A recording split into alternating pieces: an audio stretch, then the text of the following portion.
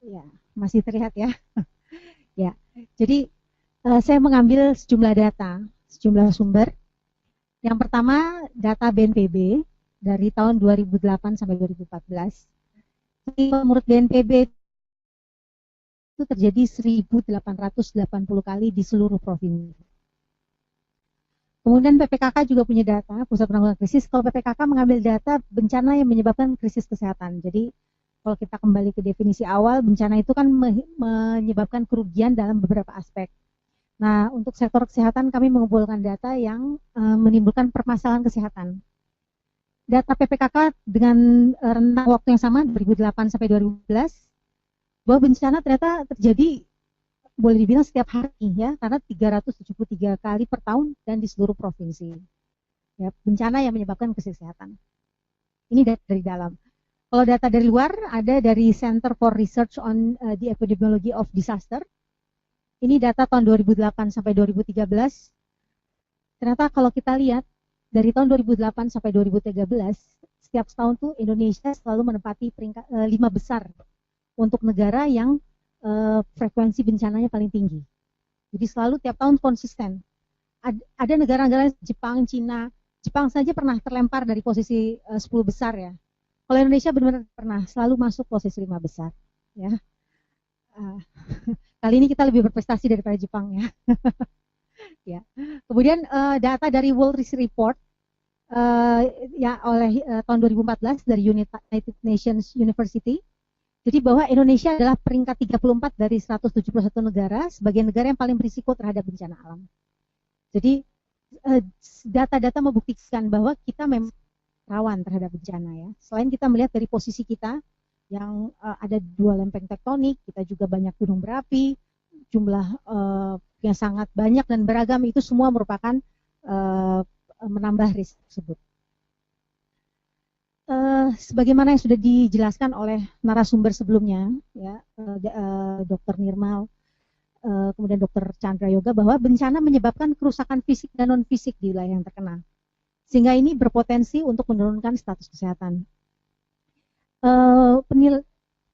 Pada tahun 2012, BNPB bekerja sama dengan UNDP melakukan penilaian Disaster Recovery Index 2 tahun pasca letusan Merapi.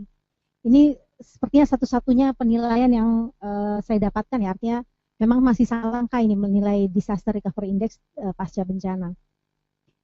Kalau kita lihat dari sini bahwa di sini mereka meneliti dari 3 tempat, area terdampak langsung letusan, area terdampak letusan, dan area terdampak lahar hujan.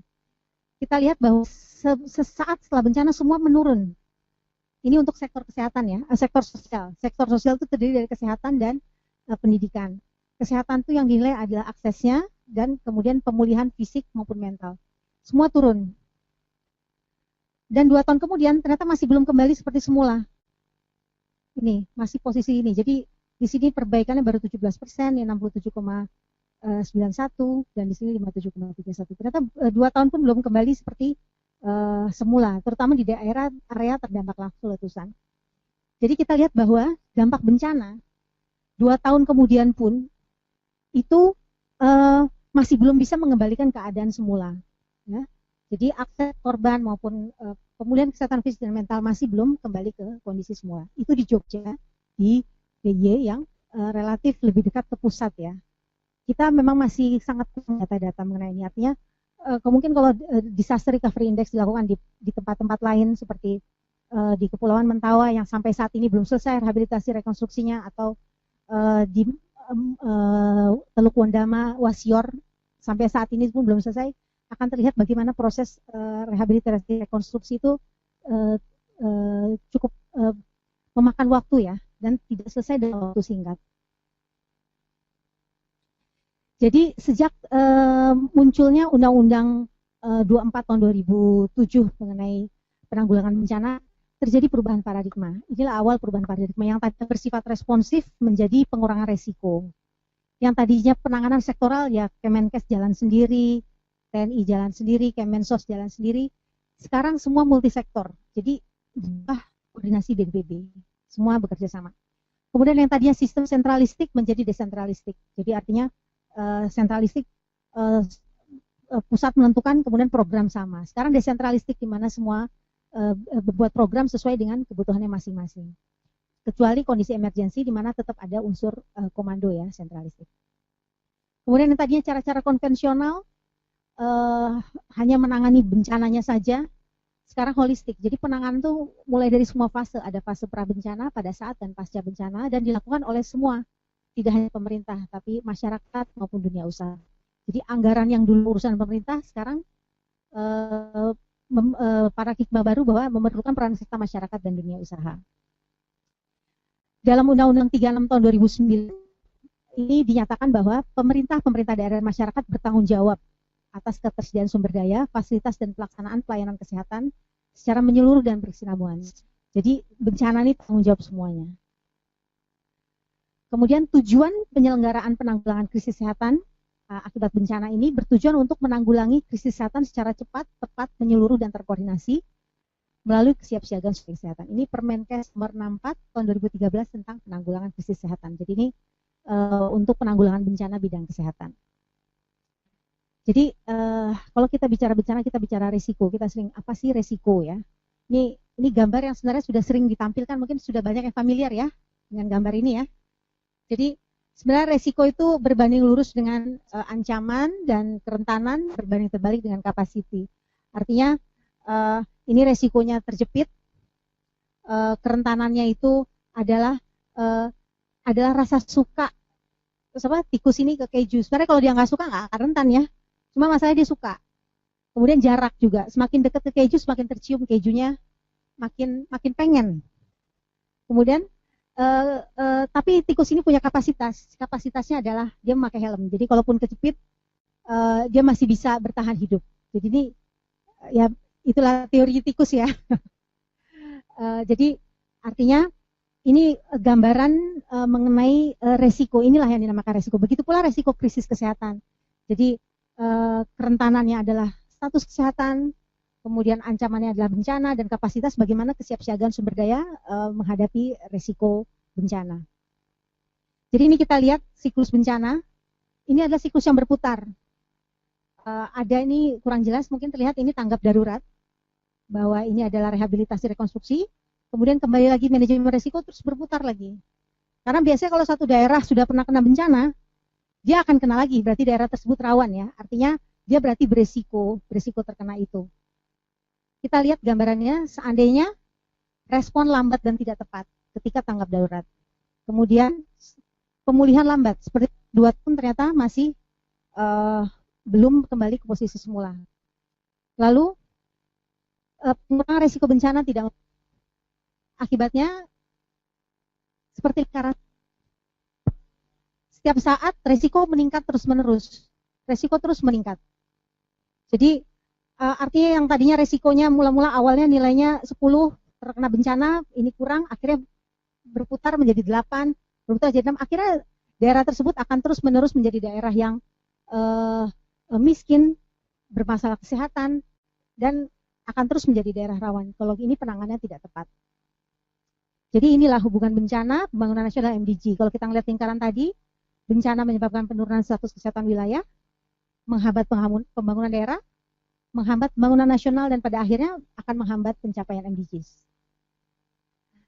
Jadi ini penanggulangan bencana, nih gambarannya seperti ini, ya. Nanti mudah-mudahan kalau udah dilihat di web bisa lebih jelas ya, ini kecil ya. Jadi bahwa penanganan prabencana itu pada prinsipnya adalah manajemen risiko. Jadi bagaimana kita mengurangi kerentanan dan meningkatkan kapasitas, serta kalau bisa menghilangkan ancaman ya, kalau bisa. Ada beberapa ancaman yang mungkin masih bisa dihindari. Dan ini perencanaan yang dibuat adalah perencanaan pengurangan risiko bencana, rencana penanggulangan bencana. Pada tanggap darurat dilakukan pengkajian cepat, atau kalau bidang kesehatan adalah RHA, Rapid Health Assessment, di mana kita melakukan hasilnya ini akan menjadi bagian dari rencana operasi. Lalu awal dari pasca bencana kita melakukan ERNA atau A2R2. ERNA ini kayaknya belum populer ya, ERNA ya. Ada yang tahu? Atau ada yang namanya ERNA di sini? Nggak ada ya. Jadi ERNA itu adalah Early Recovery Need Assessment. Kalau A2 R2 ini asesmen awal, rehabilitasi dan rekonstruksi. Jadi ini adalah untuk rencana pemulihan dini. Lalu setelah itu dilakukan Jitu Pasna. Jitu Pasna adalah pengkajian kebutuhan pasca bencana. Jadi banyak istilah-istilah nih ya. Dan PDNA atau PDNA adalah Post Disaster Need Assessment. Di sini dilakukan kajian secara mendetil dan lebih mendalam, dibikin perencanaan, digabung dengan perencanaan daerah, akan dihasilkan renaksi, rencana aksi, rehabilitasi, rekonstruksi yang bisa berjalan bertahun-tahun. Sebenarnya maksimal 2 tahun diupayakan. Ya. Cuma kenyataannya banyak sekali ya, kayak sekarang Wasior itu 2010, sudah 5 tahun ternyata belum selesai sampai sekarang. Dan untuk mengawasinya menggunakan INA DRI yang tadi kita lihat. INA itu Indonesia Disaster Recovery Index. Jadi ini sebenarnya proses penanggulangan bencana. Jadi sektor kesehatan, upaya yang telah dilakukan selama ini adalah kita memegang prinsip tadi itu dalam mengurangi resiko, yaitu mengurangi kerentanan dan meningkatkan kapasitas. Dalam mengurangi kerentanan, istilahnya adalah bagaimana kita meningkatkan status kesehatan suatu wilayah. Jadi artinya tidak hanya PPK itu yang melakukan. Jadi sebenarnya seluruh unit di Kementerian Kesehatan itu terlibat dalam upaya mengurangi kerentanan. Di mana kita sudah ada daerah bermasalah kesehatan, daerah tertinggal, perbatasan dan kepulauan. Ini diupayakan peningkatannya. Jadi bagaimana mengurangi kematian ibu, bagaimana mengurangi kematian anak, bagaimana memperbaiki sanitasi satu wilayah, bagaimana meningkatkan angka kecukupan gizi dan sebagainya. Ini dilakukan oleh unit teknis Kemenkes dan LPLS masyarakat terkait. Kemudian upaya yang kedua meningkatkan kapasitas. Program 2010 sampai 2014 kita sasaran target adalah 300 kabupaten kota rawan bencana, di mana penentuannya itu berdasarkan IRBI, Indeks Rawan Bencana Indonesia yang dikeluarkan oleh BPBD. Kemudian kita juga menggunakan DBK, DTPK, data krisis kesehatan masukan daerah, hasilnya itu menghasilkan ini. Jadi ini sama ini ada irisan, di mana kemarin PPK bersama dengan provinsi, regional, bersama-sama meningkatkan kapasitas ini melalui pelatihan maupun pemberian sejumlah barang-barang logistik untuk 300 kabupaten kota rawan bencana ini. Jadi kalau yang teori tadi peningkatkan status kesehatan itu adalah upaya mengurangi kerentanan, ini mungkin bisa menjadi gambaran. Seandainya ini adalah standar minimal. Saya ingat tadi pembicara pertama membahas ketika bencana itu air bersih susah dan sebagainya, pokoknya menghambat penanganannya. Artinya sebenarnya untuk bencana ini sudah ada standar minimal untuk air, standar minimal untuk pelayanan kesehatan reproduksi, semua pelayanan itu ada standar minimalnya. Seandainya sebelum bencana posisinya di status normal, posisinya di sini, maka setelah bencana pasti di bawah ini. Atau seandainya posisinya di standar minimal pun sebelum bencana, maka selepas bencana pasti posisi di bawah standar minimal. Ya. Tapi seandainya sebelum bencana posisinya di sini. Setelah bencana tentu posisinya di sini. Artinya apa? Sebelum bencana inilah kesempatan untuk membuat ketika kita satu daerah itu memang berisiko, kita harus meningkatkan status kesehatannya. Kenapa? Karena kita tahu kalau bencana pasti akan turun status kesehatannya. Itu tadi salah satu rekomendasi dari Ibu Zainab yang saya dukung. Artinya perencanaan untuk kesehatan tersebut harus diintegrasikan dengan perencanaan bencana. Karena itu ada kaitannya, sangat erat kaitannya. Ya. Jadi selama ini yang upaya sudah dilakukan sampai akhir tahun 2014 kemarin, kami sudah melakukan penguatan dan pengembangan sistem, peningkatan kapasitas SDM, penguatan logistik, pembiayaan memadai, serta penguatan koordinasi dan kolaborasi. Saya kok merasakan hal yang sama seperti Pak Yoga ya. Saya tiba-tiba deg-degan melihat angka. Saya agak berdebar-debar. Ya, mudah-mudahan nggak kecepatan ya. Ya, kemudian ini untuk penguatan dan pengembangan sistem, kita telah melakukan penguatan kerangka hukum penanggulangan krisis kesehatan. Jadi melalui Permenkes, Kepmenkes, Pedoman, Juknis, SOP, advokasi, sosialisasi, koordinasi, semua kita melakukan penguatan kerangka hukum. Dan hasilnya kita sudah punya sistem penanggulangan krisis kesehatan melalui Permenkes 64 tahun 2013. Kita sudah punya sistem informasi penanggulangan krisis kesehatan. Kita sudah punya sistem manajemen SDM-nya. Kita sudah punya sistem regionalisasi. Jadi selama ini kita punya 9 PPK regional dan 2 PPK subregional. Kita juga sudah punya sistem penanggulangan gawat darurat terpadu dan sebagainya. Jadi selama ini sejak bertahun-tahun akhirnya sudah terbangun sistem seperti ini. Kemudian untuk penguatan kolaborasi dan koordinasi sejak tahun 2012, PPK ditunjuk oleh WHO untuk menjadi WHO Collaborating Center bidang pelatihan dan penelitian untuk pengurangan resiko bencana. Jadi WHO itu menunjuk institusi yang bisa membantu WHO dalam menjalankan program-programnya, dan itu membutuhkan persyaratan-persyaratan tertentu. Ya alhamdulillah PPK terpilih untuk membantu WHO melakukan pelatihan maupun penelitian terkait pengurangan resiko bencana. Ini program-programnya, dan salah satunya adalah pelatihan melalui International Training Consortium on Disaster Risk Reduction, di mana ini adalah konsorsium yang terdiri dari PPK regional, universitas, PPKK, dan WHO. Ini bekerja sama, dan Yogyakarta merupakan tempat yang paling banyak dilakukan di TCDRR. Rencana sudah 3 kali ya kayaknya ya, 3 kali, dan insya Allah November besok yang keempat kalinya. Ini Pak fasilitator utamanya Mbak Bella. Ya. Kemudian kita juga melakukan penguatan koordinasi dan kolaborasi melalui pendekatan klaster. Tapi ini agak berbeda dengan klaster yang diterangkan oleh Pak Chandra Yoga tadi, karena Pak Chandra tadi klaster untuk kesehatan lingkungan ya. Jadi ini klaster untuk bencana. Jadi definisi klaster adalah suatu model koordinasi dengan mengelompokkan para pelaku kemanusiaan berdasarkan gugus kerja untuk memberikan respon yang lebih diperkirakan dengan menetapkan pimpinan. Jadi artinya yang ngurusin gizi bareng-bareng ngumpul sesama gizi, yang ngurusin kesehatan reproduksi bareng-bareng ngumpul sesama kesehatan reproduksi. Ini tujuannya agar dapat bantuan respon darurat dapat lebih terkoordinasi sehingga lebih efisien dan efektif. Jadi Klaster Nasional Penanggulangan Bencana itu dibentuk oleh BNPB itu pada tanggal 2 Maret 2014.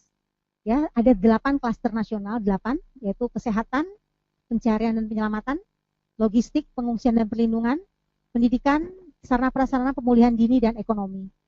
Untuk kesehatan, Kepala Pusat Penanggulangan Krisis ditunjuk menjadi koordinator klaster kesehatan bagian dari Klaster Nasional Penanggulangan Bencana.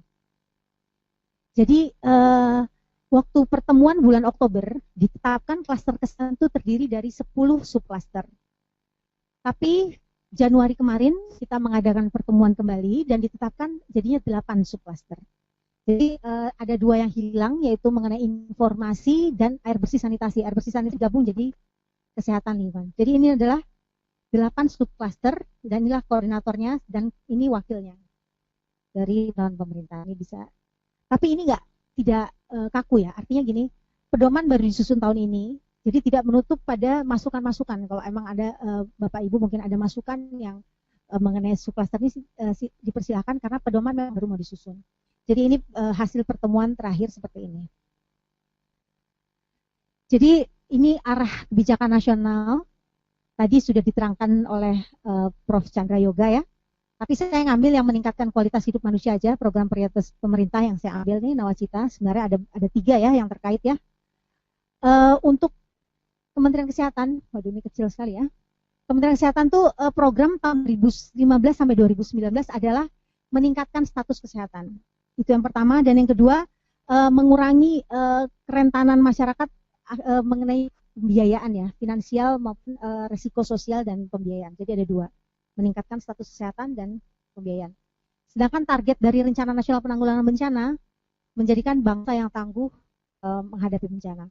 Ini waktunya habis, saya boleh nambah dikit? Masih, oke. Deg-degannya jadi berkurang. Ya. Jadi ini arah kebijakannya. Pada akhirnya kita akan mewujudkan target pemerintah untuk mewujudkan Indonesia yang berdaulat, mandiri, dan berkepribadian. Jadi kegiatan penanggulangan krisis kesehatan tahun 2015 sampai 2019 sasarannya adalah meningkatkan upaya pengurangan risiko krisis kesehatan, di mana kita targetnya adalah 170 kabupaten kota mendapatkan dukungan untuk mampu melaksanakan upaya pengurangan risiko di wilayahnya. dan 34 provinsi mendapatkan aksi sosialisasi untuk mendukung pelaksanaan upaya pengurangan resiko di wilayahnya. Ya, jadi ini artinya bukan berarti kabupaten kota lain yang ditinggalkan, tapi ada 170 yang menjadi prioritas untuk kami dukung secara langsung. Jadi ini program-program tahun 2015 sampai 2019. Yang pertama adalah penguatan dan pengembangan sistem. Jadi kita membuat kebijakan berdasarkan bukti, di mana kami mengembangkan penelitian dan sistem formasi, termasuk salah satunya bekerja sama dengan UGM ya untuk mengembangkan penelitian. Kemudian menyusun pedoman baru. Ada 2 pedoman yang belum pernah dibuat selama ini, yaitu pedoman manajemen rehabilitasi dan rekonstruksi. Yang kedua adalah pedoman klaster. Itu targetnya. Kemudian kita juga mereview pedoman lama. Jadi perubahan pemerintahan, perubahan presiden, perubahan kebijakan, semua ini menyebabkan ada sejumlah kebijakan yang cukup krusial yang akan direview ulang. Salah satunya mengenai sistem regionalisasi. Kalau tadinya kita punya 9 PPK regional dan 2 PPK subregional, sepertinya ini akan ditinjau ulang mengenai efektivitas maupun efisiensinya maupun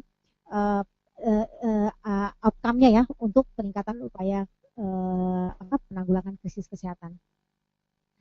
Kemudian kita juga melakukan peningkatan kapasitas SDM, jadi melalui asistensi, ini juga bekerja sama dengan UGM, pelatihan per kabupaten kota, di mana kita melakukan pelatihan itu berdasarkan kebutuhan spesifik, kemudian review modul pelatihan dan training assessment. Dan ini penguatan logistik, penguatan koordinasi dan kolaborasi. Jadi untuk koordinasi dan kolaborasi ini kita akan rutin koordinasi klaster dan subklaster. Klaster itu minimal sekali setahun, subklaster itu juga sama sekali setahun. Tapi tiap subklaster akan ada pertemuannya. MOU dengan universitas, rencananya bulan Mei nanti. Kemudian TTX klaster kesehatan. Jadi ini adalah tantangannya. Jadi mensinergikan program klaster kesehatan itu bukan hal yang mudah, baik antara pemerintah non-pemerintah maupun antar unit-unit di Kemenkes itu juga bukan hal yang mudah. Jadi antara PPK dengan unit lainnya pun tidak mudah. Baik begitu pula dengan antara pusat dan daerah. Kemudian pengembangan penelitian juga tantangan. Kita pengen kebijakan evidence based, tapi nyatanya tidak mudah ya. Artinya baik itu dari donor, kemudian institusi yang bisa diajak kerjasama. Padahal hal yang harus diteliti dan diteliti itu banyak sebenarnya, banyak hal ya. Termasuk salah satunya ini mungkin regional. Ketika kita mau ada perubahan kebijakan tentang regional. Kemudian perubahan mindset dari tanggap darurat menjadi pengurangan resiko bencana ini juga masih menjadi tantangan. Dan upaya rehab rekons yang kita lihat tadi contohnya masih lambat dan bahwa masih banyak yang belum memahami bahwa rehab rekon itu merupakan bagian dari pengurangan resiko bencana. Masih terbatasnya SDM kesehatan terlatih. Dan ini perlu saya sampaikan juga bahwa kita masih perlu perhatian ancaman bencana akibat bahan-bahan berbahaya seperti epidemi pandemi, bahan biologi itu. Kemudian bahan berbahaya lain, kimia, radiologi, dan nuklir, karena ini masih sumber daya masih terbatas. Ya, demikian. Ini telepon kantor Pusat Penanggulangan Krisis, ini fax-nya dan ini emailnya. Terima kasih banyak. Mohon maaf panitia, saya nambah waktunya 4 menitan ya. Terima kasih banyak atas perhatiannya. Mudah-mudahan bermanfaat. Wassalamualaikum warahmatullahi wabarakatuh.